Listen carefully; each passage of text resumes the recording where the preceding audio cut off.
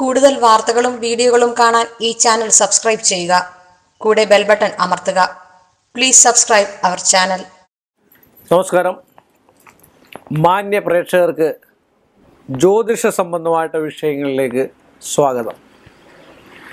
എല്ലാ ആൾക്കാരുടെയും മറ്റൊരു സംശയമാണ്, സ്ത്രീകളുടെ സംശയമാണ്. വിവാഹം കഴിച്ച സ്ത്രീകളുടെ പ്രധാനമായിട്ടുള്ളൊരു സംശയമാണ്, താലി നഷ്ടപ്പെട്ടാൽ സാർ എന്ത് ചെയ്യും? കാര്യം എന്താണെന്ന് വെച്ചാൽ, താലി നഷ്ടപ്പെട്ടു പോയി കഴിഞ്ഞാൽ ചില ആൾക്കാരുടെ താലി പൊട്ടിപ്പോവാറുണ്ട്. ചില ആൾക്കാരുടെ താലിയോ അല്ലോ നമ്മൾ എന്തെങ്കിലും ജോലി ചെയ്യുമ്പോഴോ മറ്റ് സംഭവമായിട്ട് പൊട്ടിപ്പോകാറുണ്ട്. ചിലരുടെ കള്ളൻ കൊണ്ടുപോകാറുണ്ട്. എങ്ങനെയുള്ള കള്ളനാണെന്നറിയില്ല, പക്ഷേ കള്ളൻ കൊണ്ടുപോകാറുണ്ട്.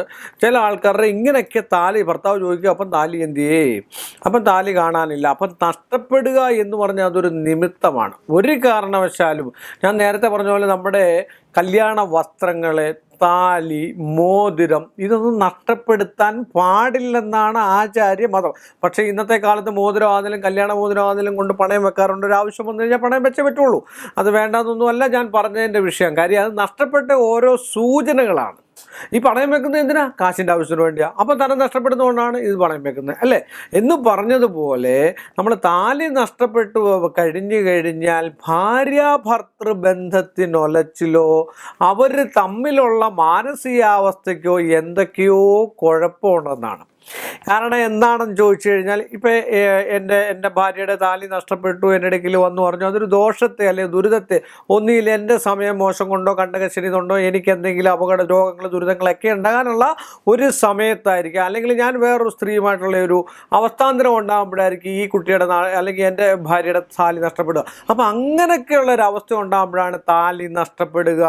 മറ്റ് അന്യഥ ഉള്ള ബന്ധങ്ങൾ സൃഷ്ടിച്ചെടുക്കാൻ ശ്രമിക്കുമ്പോഴാണ്, മാന്യമായ രീതിയിൽ അന്യതാ ബന്ധങ്ങൾ സൃഷ്ടിച്ചെടുക്കാതിരിക്കാൻ ശ്രമിക്കുകയാണ് ഏറ്റവും നല്ലത്. പിന്നെ ഭാര്യ അല്ലെങ്കിൽ ഭർത്താവിൻ്റെ സ്വഭാവ സവിശേഷതകൾ അനുസരിച്ചായിരിക്കും ഓരോരുത്തരും പുതിയ പുതിയ ബന്ധങ്ങൾ തരപ്പെട്ടു പോകുന്നു, മറ്റു കാര്യങ്ങൾ. അതിനെ നമ്മൾ പഴിചാരിയിട്ടും കാര്യമില്ല. ഇന്നത്തെ കാലയളവ് അനുസരിച്ചിട്ട് അതറിയില്ല. എങ്കിൽ തന്നെയും പുരാതനപരമായിട്ട് ആചാര്യന്മാർ പറയുന്നത്, ഒരു താലി നഷ്ടപ്പെട്ടു കഴിഞ്ഞാൽ അവരുടെ കുടുംബ ബന്ധങ്ങൾക്ക് ഒലച്ചിലുണ്ടാകാനുള്ള സാധ്യതയ്ക്കുള്ള നിമിത്തമായി എന്തൊക്കെയോ ചെറിയ ചെറിയ കുഴപ്പങ്ങൾ അവരുടെ കുടുംബത്തിലും അവരുടെ ദാമ്പത്യ ബന്ധത്തിലും അവരുടെ കുടുംബ സംബന്ധമായിട്ടുള്ള വിഷയത്തിലൊക്കെ ഉണ്ട്. അതപ്പോൾ ഒരു സൂചന തരുകയാണ്, ശ്രദ്ധിച്ചു കൊള്ളണം. നമ്മൾ പറയത്തില്ലേ, തവള കരയാൻ കണ്ടത്തിൽ അല്ലെ പുഞ്ചയിലൊക്കെ ഇരുന്ന് തവള കരയുമ്പോൾ പറയും, മഴ പെയ്യാനുള്ള സാധ്യതയുണ്ട്. അപ്പോൾ എന്താണ്, തവള നമുക്ക് അന്തരീക്ഷ സംബന്ധമായിട്ട് നമ്മളൊക്കെ കാണിച്ചു തരികയാണ്, അല്ലേ? കർത്താവ് സമയത്ത് പശുവിനെയൊക്കെ നമ്മൾ എന്താ പറയുക, ഇണ ചേർക്കാൻ കൊണ്ടുപോകുന്നത് എന്തിനാണ്? അപ്പോൾ ഒരു സൂചന പശു തരികയാണ് എന്ന് പറഞ്ഞാൽ ഈ താലി പോകുന്ന ഒരു സൂചനയാണ്, എന്തൊക്കെയോ കുഴപ്പമുണ്ട് ആ കുടുംബത്തിൽ.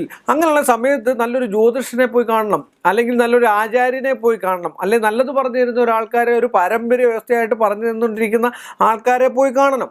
കണ്ടതിന് ശേഷം എന്താണ് ഇതിൻ്റെ പരിഹാരമൊന്നും നമ്മൾ ചോദിക്കണം. അപ്പോൾ അവർ പറയുന്നതായിട്ടുള്ള പരിഹാരം, താലി നഷ്ടപ്പെട്ടു കഴിഞ്ഞാൽ കുഞ്ഞെ കാര്യം എന്താണെന്ന് ചോദിച്ചാൽ, ചെറിയ ചെറിയ കുഴപ്പങ്ങളും ദുരിതങ്ങളും ഒക്കെ കുടുംബത്തിൽ ഉണ്ടാകാനും അവരുടെ സന്താനങ്ങൾക്കും ഭർത്താവിനും ഒക്കെ എന്തൊക്കെയോ വരാനുള്ളതായിട്ടുള്ളൊരു അവസ്ഥയ്ക്കാണ് ഈ താലി നഷ്ടപ്പെടുന്നതായിട്ടുള്ള വിഷയം വരുന്നത്. അപ്പോൾ തന്നെ നിങ്ങൾ എന്താണെന്ന് ചോദിച്ചു കഴിഞ്ഞാൽ, നല്ലൊരു സമയം നോക്കി നല്ലൊരു ക്ഷേത്രത്തിൽ, അത് നല്ല ക്ഷേത്രം എന്ന് പറഞ്ഞാൽ ഉമാമഹേശ്വര ക്ഷേത്രത്തിൽ തന്നെ ഉമയും മഹേശ്വരനും കൂടെ ഇണയാടി നിൽക്കുന്നതായിട്ടുള്ള ശിവപാർവതി ബന്ധത്തോടു കൂടിയ ഒരു ക്ഷേത്രത്തിൽ പോയി പുതിയ താലി മേടിച്ച് ഒരു വിവാഹ സംബന്ധമായിട്ടുള്ള വിഷയത്തിൽ അവിടുത്തെ മേൽശാന്തിയിടയിൽ കൊടുത്ത് അത് പവിത്രമായിട്ട് പുണ്യാഹം തളിച്ച് മംഗല്യ രീതിയിലുള്ള മന്ത്രങ്ങളും കാര്യങ്ങളും ഒക്കെ ജപിച്ച്, അതെല്ലാം അവർക്കറിയാം.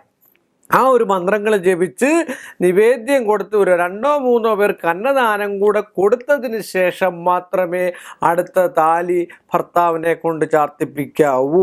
ഭർത്താവ് കെട്ടണമെന്നില്ല, സ്വയം ഇട്ടാലും മതി അമ്പലത്തിൽ വെച്ച്. പക്ഷേ എങ്കിൽ പൂജിച്ച് തന്നെ, അത് 2 പേരുടെയും കൂടെ പേരിൽ പൂജിച്ച് തന്നെ പുതിയ താലി ഇട്ടിരിക്കണം.